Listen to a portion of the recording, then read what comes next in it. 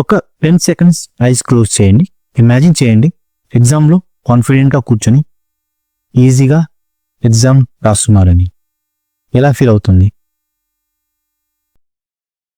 ఈ techniques try చేసి ఎగ్జామ్కి ముందు బ్రీత్ చేసి కామ్ అయ్యాడు. ఫియర్స్ని పేపర్లో రాసుకొని సైడ్కి పెట్టాడు. డైలీ స్మాల్ గోల్స్ కంప్లీట్ చేశాడు. ఎగ్జామ్ డే వచ్చేసరికి ఓవర్ థింకింగ్ బాగా తక్కువైంది.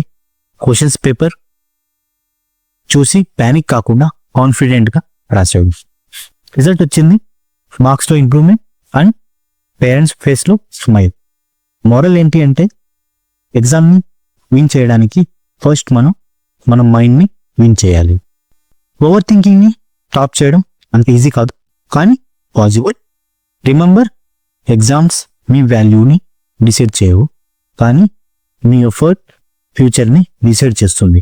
నెక్స్ట్ టైం ఎగ్జామ్ ముందు ఫియర్ వచ్చినప్పుడు ఈ 5 స్టెప్స్ ప్రాక్టీస్ చేయండి. కామెంట్లో చెప్పండి మీకు ఎక్కువ డిస్టర్బ్ చేస్తున్న ఓవర్ థింకింగ్ థాట్స్ ఏంటి అని. లైక్, షేర్, సబ్స్క్రైబ్ చేయండి. బికాస్ నెక్స్ట్ వీడియోలో నేను how to stay confident in exam hall తాను.